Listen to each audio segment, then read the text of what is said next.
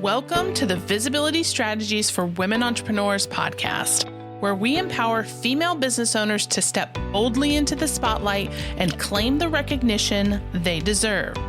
I'm your host, Tori Barker.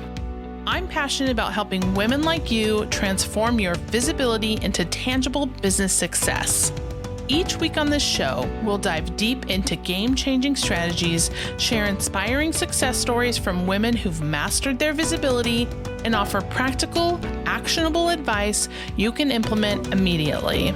Whether you're just starting your entrepreneurial journey, pivoting your business model, or ready to elevate your existing presence to new heights, you'll discover effective approaches to create exciting opportunities and expand your reach. So let's harness the power of strategic visibility and grow your business together. Welcome to the show. Thank you everyone for joining us again on the podcast. We are here today with our guest, Rosie. I'm super excited to introduce you. How are you doing today? I'm doing really well, Tori. I'm excited to talk to you about visibility for women entrepreneurs. Yeah, so tell us a little bit about who you are and what you do. Yeah, I was in the corporate world. My name is Rosie Zilinskas. I was in the corporate world for 32 years, and I retired from the corporate world just about 2 years ago. In September, it'll be 2 years. And before I left the corporate world, I was already doing my side hustle, which I am a certified high performance career coach and keynote speaker. And I love working with women that are 25 to 45 looking to advance in their careers. So the reason why I'm doing the work that I'm doing now is because being in the corporate world, I saw how women so often, including myself, did not speak up when we needed to. And a little bit about my story is that I'm 40 years old and I'm like kind of waiting for someone to just recognize my hard work. And I'm thinking any day now they're going to notice my hard work. And well, guess what? They never did. So once I finally went and I said, hey, I'd like to be considered for management, they were like, really? You never said anything. And that moment was the transformational moment for me because I was like, oh my gosh, how did I not say anything? So Yeah. that's largely why I'm doing the work that I'm doing today to help women advocate for themselves, amplify that voice. And now it's so interesting because now I'm really helping women build their confidence, which is no surprise to you or Right. I, Yeah. building that confidence so that they can advocate. And sometimes they're like, well, can you just help me build confidence so that I can start advocating? I'm like, well, it's not really one or the other. It's both. They're kind of a parallel process where the more you work on yourself, the more confidence you gain and you can start advocating. So that's a little bit about my story and why I do what I do today. Yeah, that's amazing. I myself am a ex-corporate gal, so I can definitely relate to your story.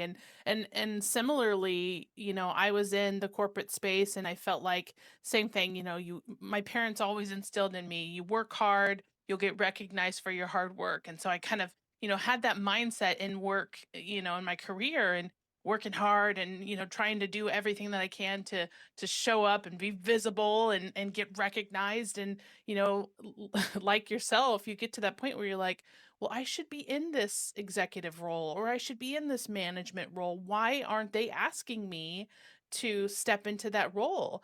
And it's not until you recognize that you have to speak up for yourself, advocate for yourself, and really, show your value and your worth that you can become the person who you're supposed to be because of Exactly. all of that. It's just, yeah, so I can absolutely relate. And then, for our listeners, even if you're not in corporate or haven't been in corporate, it's pretty similar when it comes to being a business owner, Yes. advocating for yourself and speaking up about who you are, what you do, and why people should listen. So it's like it goes both ways depending, corporate or not corporate. Yes, I totally agree with that. Now that I'm an entrepreneur, it's so interesting because I'm about officially 2 years full time in my Yeah. business, but I've been doing this since 2019. And before I left the corporate space, I was a speaker. I was in charge of learning and development. So I was training 200 people at a time on, whatever insurance topic and whatnot. And it's so interesting because now I'm starting to give people advice on entrepreneurship. I'm like, oh my gosh, like, who am I? It's pretty funny. Yes. I mean, it's lived experience. Even if you haven't been an entrepreneur for 10 years, you still have that life experience that applies in the situation. It's just like it's there. You have to be able to give advice, especially if you have, experience or the know-how to do so. Yes, exactly. And I'm also a speaker, and it's so funny because I said my journey started in 2019, and I started by going to Toastmasters, Oh and yeah. I joined National Speakers Association. They have various chapters throughout the country, but they have an academy, so I joined the academy in 2019.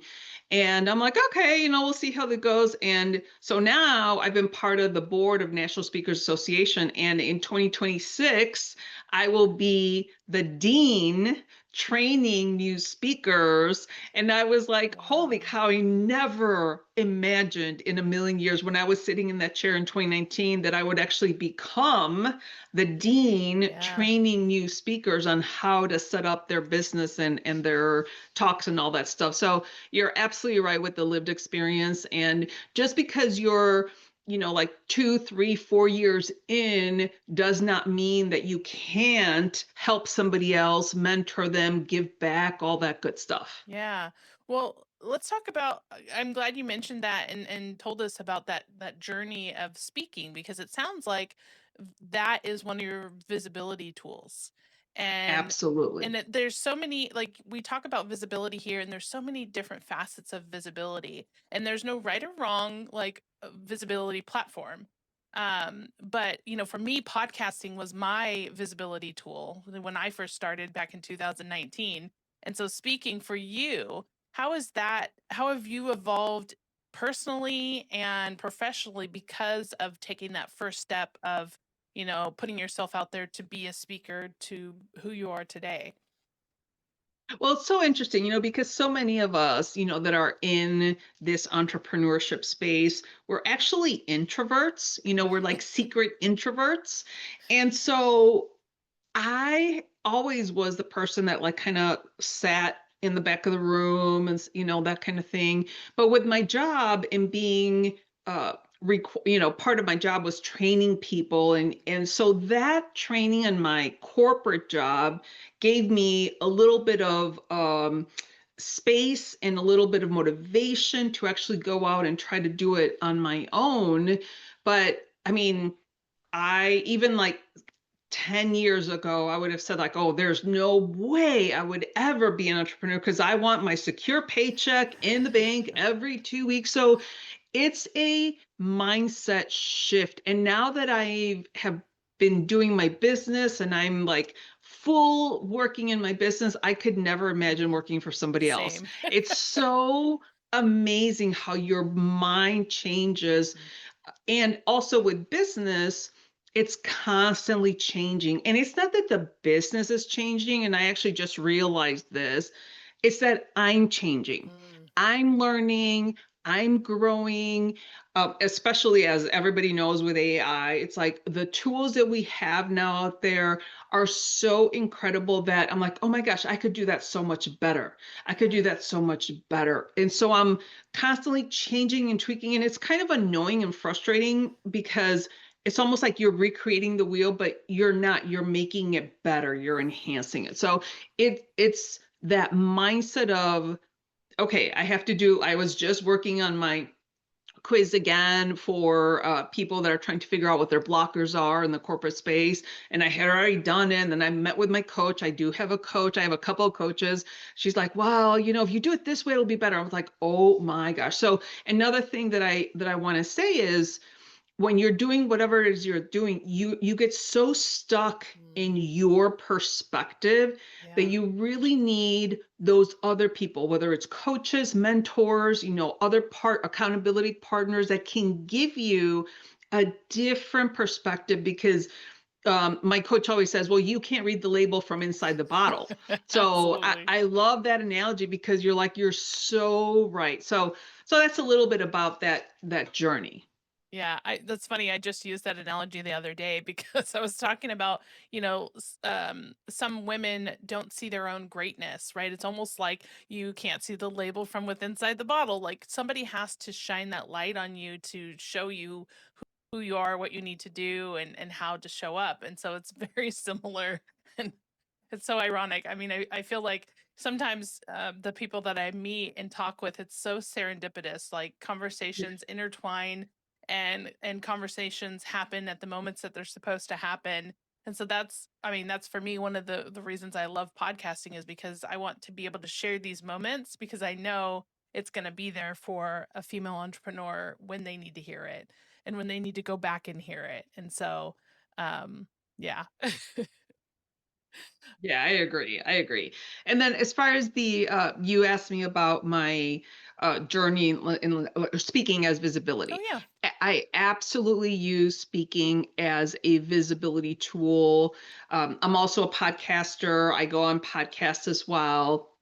I do a lot of social media stuff. Although LinkedIn restricted my LinkedIn account, I can't even get in there, so I don't even know why they did that. But regardless, I'm putting myself out there. And originally, it's like everybody's like, "Oh my gosh, what are people going to say?" Well, it doesn't matter what people say Mhm. to you. The only thing that matters is, are you bringing value to your, client? Are you being of service? Are you Yeah. trying to help people? Yeah. So to me, the visibility is about giving back first. And yes, of course, we're all in this, to make money and whatever. But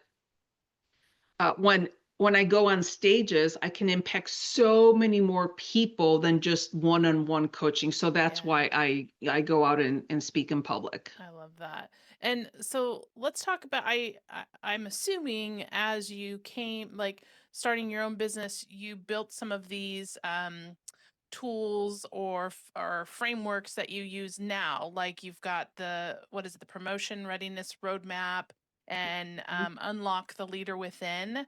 Tell us a little bit about those two resources that you've put together. Absolutely. So the promotion readiness roadmap came from so when I was 40 and I was telling you the story of like, I didn't say anything, I stepped into a management about 3 or 4 months after that. So I got my first management Yeah. role.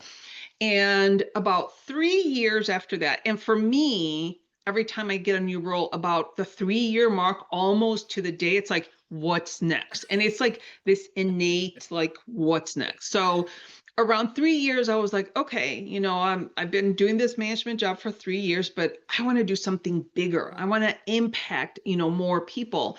And so I started talking to a few people from senior executive roles, home office roles, and so this time I started campaigning for me. mm, Literally, I was like, I want to do something bigger. I don't know what it is, but I just want you to know I'm interested. And how did you do it? What did you do? So I kind of started, number one, planting seeds, and number two, trying to gain knowledge and information on how did you do yeah. it.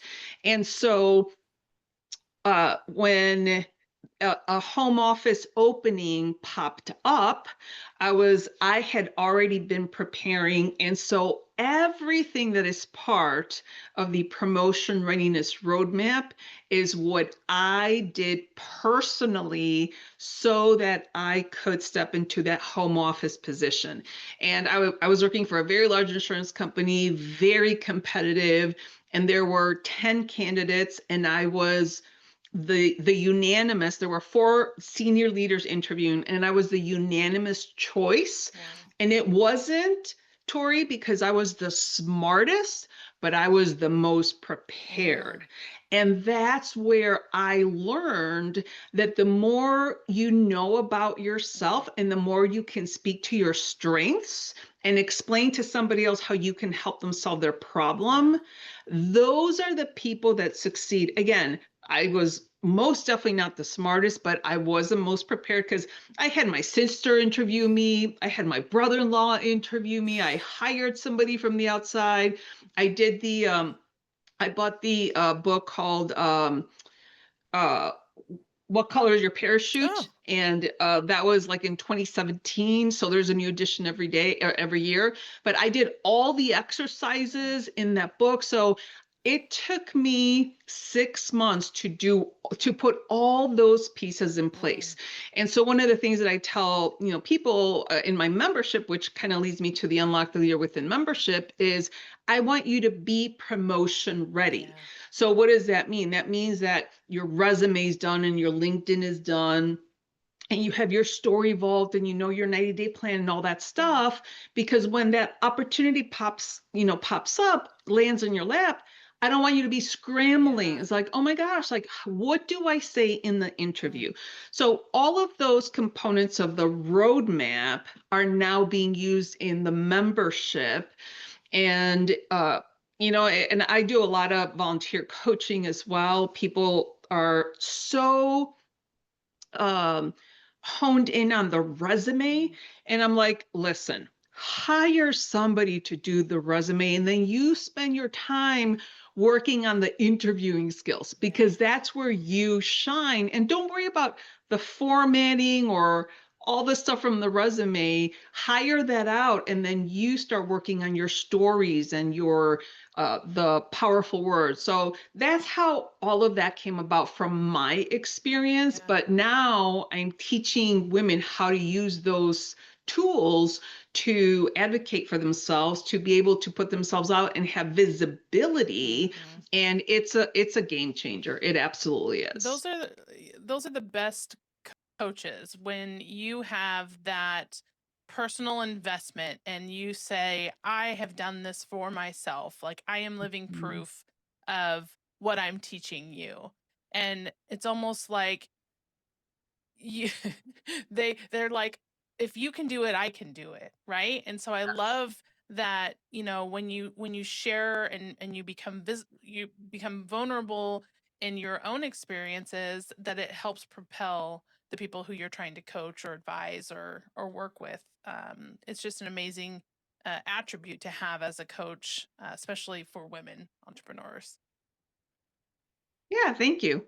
Yeah. So let's talk about leadership. Do you feel like leadership, and you talked a little bit about confidence too. So I feel like leadership and confidence are kind of aligned in that sense too, that, as these women are getting ready to step into these bigger roles as leaders, that the confidence is something that they always have to work on, that they have mindset shifts that they have to put in place.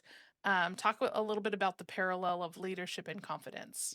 Yeah, it's so interesting because a lot of times what happens is, a woman comes to me and they're like, can you please help me get this job? But what Mm, they're actually meaning is, can you help me figure out how to be confident to go for the job? So, we kind of talked about that a little bit, but also in just, I do a lot of meditation and I do like energy work and stuff. I'm by no means an energy, healer or coach or anything like that, but I'm very aware of how women are holding themselves back through their mindset, their feelings, their emotions. And we put so much weight on the thoughts that we think that yeah. we don't stop and question, is this thought actually true? Like, Mhm. am I likable? Am I worthy of, stepping into that role? Am I visible enough? Mm, And sometimes even it's like they question their skills. I actually spoke to a woman. She was the director of an engineering firm, and she had 200 engineers reporting to her. She was an engineer by trade. And she, like, I did a talk and she kind of pulled me to the side and she's like, Rosie, I've been doing this job for 2 years and I still don't feel like I'm deserving of the job. And I'm like, but you're in the role, you're being successful. yeah. And it's her thoughts and ideas, and I call that a part of my signature talk is we feed ourselves this sabotage salad, and then we're expecting to Ugh, come out, on the other side feeling really good when we're feeding us all this like garbage in the way of thinking. So a lot of yeah. times when we're talking about leadership, if you are able to identify, and again, I truly believe that you need somebody to kind of help you discern those thoughts and ideas. And one of my clients and I were having a coaching session, and she said, "My little job." And I was like, "Whoa, hold on there for a second." I'm like, "Why did you say little job?" And she didn't even realize that she said that. But it's Yeah. one of those things that your thoughts are could be either disqualifying yourself, discounting yourself, or defeating yourself unknowingly. So you have Mm, to be so vigilant of your thoughts so that you can disarm those blockers. Because I have a quiz, and the quiz is for women in corporate space, but it identifies those four blockers. yeah. And once you start becoming aware of how you are thinking and how mean you are to yourself, Mhm. then you can start taking action to disarm those blockers and be able to step into your role or leadership or whatever with confidence. But you know that leadership for women specifically starts with your head, with your Yeah. thoughts, with your ideas. And I actually Yeah. listened to your podcast, your solo podcast that you recently launched, and you were listening to The Gap in the Gain. Oh, I love that book yeah. because that is a fantastic read. And it teaches you how to figure out if you're in that growth mindset or if you're Mm, stuck in the fixed mindset. So yeah. to me, it's all mindset. Yeah, it's so interesting when I started as an entrepreneur, I didn't realize how important our thoughts and mindset were into business and success and personal development. And it's a journey. I feel like as I evolve personally and as my business grows, there's new challenges and new hurdles that you have to overcome. But if you stay rooted in that building your like strengthening your thoughts and your mindset that you can overcome anything that is put in your way. And so it's I've tried to be very diligent to set my mind every single day in the right manner because I can tell the difference. I can tell the days that I don't, take a moment to just kind of pause, reset, think the positive thoughts, think the encouraging, you know, um growth mindset sort of thoughts, then my day is so different when I don't do that. I just I spiral. Like, I you know what I mean? agree. Like you spiral or you're unfocused or it's just totally different. And so you have to be diligent about that no matter how if you're starting out or if you're already a successful leader. Those are so integral to our daily practice that Yes, you have to do that. I totally agree. I usually start with, so I'm a certified high performance coach through Brendan Burchard. Yeah. So I have his Growth Day app, and he has a daily fire, a message every single day. And I start my day off with listening to Brendan. I'm part of a Positive Prime. So it's a really cool way that you can do a lot of like beautiful pictures with a cool song. So it sets my mindset up really well. Yeah. But on those days, Tori, that I make the mistake of like, okay, I'm just going to look at this one thing because I have to do this one thing really quick. And then I just get sucked in and then I don't do that, Absolutely. my practices. Those are the days that are just not good. So I It's try to crazy. protect my time and try to make sure that I start with that first before I touch my computer. Yeah. It's funny when I was in corporate, I had this routine. You would get to the office, you go into the break room, you get your coffee, you sit down in your cubicle, you turn on your computer, you start checking your email. And it was the longest time, like I still had that routine when I was working from home, my own home. My own business, I was falling into those routines.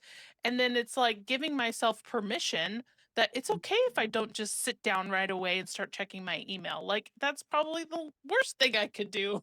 Yes. But it's Yes. those old habits that you have to break.